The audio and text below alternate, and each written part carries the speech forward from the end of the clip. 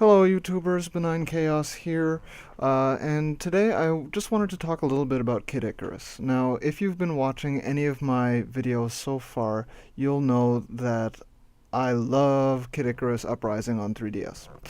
And unfortunately, at least for me, I consider unfortunate, is that there are a lot of complaints online by critics and players about the control scheme. And for anyone that doesn't know, the control scheme by default is you use the stylus to control the aim for the character, and you use the circle pad to move the character, and use the L button here to fire. And that's basically what I'm going to be discussing today. And I just want to preface this video basically by apologizing for the poor camera quality. I'm just using a basic webcam, and I'm not very practiced with this kind of video. And also, I just want to say that while I hope what I'm going to talk about helps, I don't expect... I'm not saying that I'm right. Everybody's different. Just because I find playing this way comfortable doesn't mean everyone should. I just hope that everyone would. Because, to be honest, I really love this way of controlling the game. I loved it in The World Ends With You. While it was a little bit different, you still used the touch screen and the D-pad to control the game at the same time.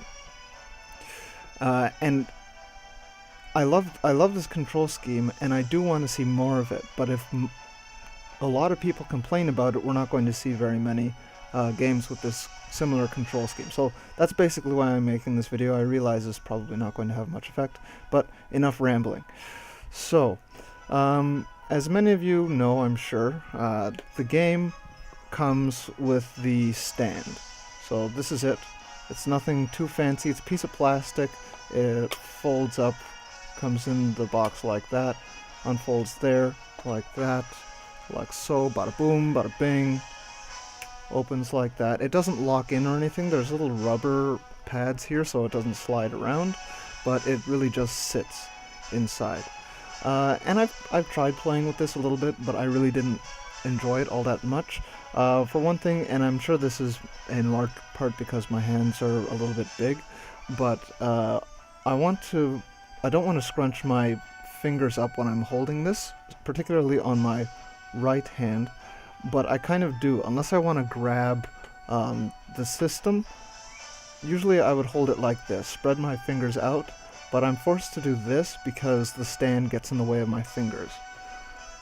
And then I'm forced into a similar situation on my right hand. So for those reasons, I'm not a big fan of the stand. I've used it, I can use it, but the only times that I really like it are when I'm too tired to keep my hands steady, which is like at 3 o'clock in the morning when I shouldn't be playing video games anyway. So right there, I'm not a big fan of the stand. It definitely works, I think, just because my hands are a little too big and maybe my arms are a little too long. Whatever, personal thing, I don't play with this. Excuse me. So I play with the 3DS just like this. So no stand. And here's the thing, I realize that this isn't going to work for a lot of people, but I just want to point it out. This is also how I played with The World Ends With You. When I played that game, what I've been seeing in a lot of videos is people hold the console with their left hand, and then they use the stylus freely with their right hand, and then they complain that their left hand alone can't support the system. What I do is I use my pinky finger and I just curl it behind here, and my ring finger here doesn't even really need to push down, but I usually rest it on the buttons and just above the power button there. You can get a better look at that. As long as you don't push down, you don't experience any problems. And then that gives you some support from both hands, allows you to stabilize the system, and just makes the whole thing a lot easier.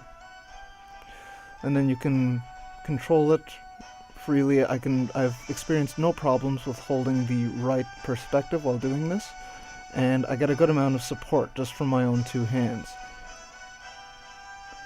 As you can see, controlling with the left hand is easy. It's just like your typical controller. One thing that I want to point out, and I don't know if maybe I'm just stupid and haven't noticed people talking about this, but I'm not sure if people know that you can flick. And I'm sure that's hard to see, but here, if I put the reticle over here, you can flick and it'll keep moving. You can change the sensitivity for the flicking in the options menu, but this is really important. You're not really meant to move the stylus around and stop, and stop, and stop. This isn't a huge problem in the air battles, but in land battles it is. Because you need to turn the camera around. So it's a huge pain if you want to move the camera, stop, move the camera, stop, move the camera, stop. Again, you can change the sensitivity for stuff like this, but what you're really supposed to do is flick. That allows you to change direction really quickly, and when you want to stop, you tap down. Now, it explains a lot of this near the beginning of the game. I'm mostly saying this so that people that haven't played the game will understand, not understand, but will know ahead of time what to expect. What kind of things you can do with the control scheme. One thing that I really like about this control scheme is that, first of all, it allows a lot of precision. If this was another analog stick, then you don't get to simply move and then point at something. You kind of have to move and then stop as soon as as soon as your reticle points at what you want it to. And this kind of brings up the difference between console gaming and gaming with a mouse and keyboard, especially for shooters. And to me, this offers, while not exactly the same amount of precision as a mouse, something similar. So I really like this. It's cool. I like it. And the other thing that I really like is that if you don't need to put the stylus where you want to point. When you put the stylus down, your reticle doesn't change position. You actually have to move it. So, see, my reticle's up to the left. No matter where I put it, the reticle doesn't change position. But I put it anywhere on the touch screen and move it, it will move like that. The same thing is true of air battles. And this means that if I want to look to the far left, I don't have to reach all the way across the screen and do that. I don't have to bunch up my hand and touch the far right edge of the screen if I want to turn right, and just makes it a lot easier. I actually feel like this was really well thought out. Very easy to control, for me anyway, and again, that's with my pinky on the bottom, and I curl it up, so basically like that, and like so. The last thing that I want to bring up is something that I'm not sure if many people know about, but I just want to bring it up anyway. Whoops. Sorry, I'm not really looking at the screen while I'm doing this. But you have your main menu here. So, main menu. If you go into options, you can actually change the control scheme. You get controls here, and control configuration. And this pretty much allows you to do whatever you want with the controls. What's advertised in trailers and everything is the circle pad to move, touchscreen for the reticle, and L to shoot. What you can do is, first, when you go into this screen, it gives you the option of changing how you move Pip. And you have the option of moving him with the circle pad or with the face buttons. So, I'm right-handed, so I'll go with circle pad. And then this is where I'm not sure if many people know about this. You get to choose how you move the reticle. The default is only the touchpad, or the touch screen, I should say. But you also have the option of doing the control pad for lefties, or the face buttons for right-handed people. Sorry, that came out funny. Left-handed or right-handed, or lefties or righties. I didn't mean that in a derogatory sense. But we can choose that, because even if you choose the face buttons to move the reticle, you can still switch on the fly to something like this. And then it also gives you fine control of what all the buttons do, and this is probably kind of hard to see here, but here I've allocated the face buttons for movement, and then you can show what you want these buttons to be for. So I thought that was pretty cool. Now, actually controlling this with the button controls is doable, I find, but it's not what I believe to be the best option. So again, I'm sorry if this is hard to see, but you can see the reticle is moving around, and you can see my right thumb. And while this is not that same awkward, oh, I only get to hold the console, the handheld with one hand, you have both hands, but you don't have nearly the same amount of precision. I'm not sure if the Circle Pad Pro works with this game. I think it might, but I wouldn't. If you want to know, don't take my word for it. But definitely not the same level of control. And one big issue I find with doing it this way is you can see that the reticle moves with pit.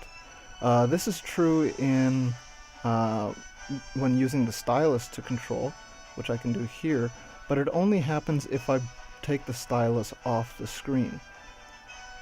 If you're using the buttons, you have to actually be moving the reticle for it to move independently of pit, because there's nothing I can just hold down and have it not move, unless... Can I do that? No, see, that doesn't even work. So that's one of the big limitations. You don't get nearly the same amount of precision, and you can't really stop the reticle from moving. But it is possible, and it's playable. I won't say it's very much playable, because I haven't felt the need to try this for extended periods of time, because I love the other control scheme. And this has its own difficulties in land battles as well. Not nearly the same amount of precision is possible. So I don't know how useful this will be, but if any of you think that you would definitely prefer this kind of control scheme, it's there. You can complain about this too if it's wrong or terrible, but you have the option, so I just wanted to make sure everybody who cares to watch this video knows about it.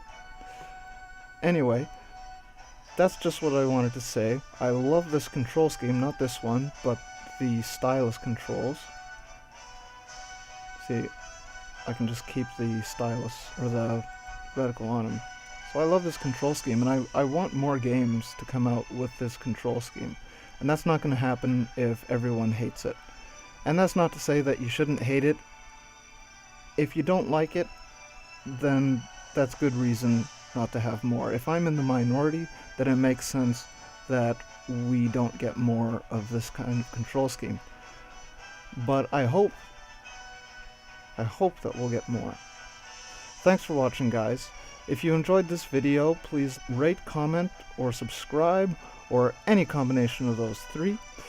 And I will see you in the next video. Thanks for watching.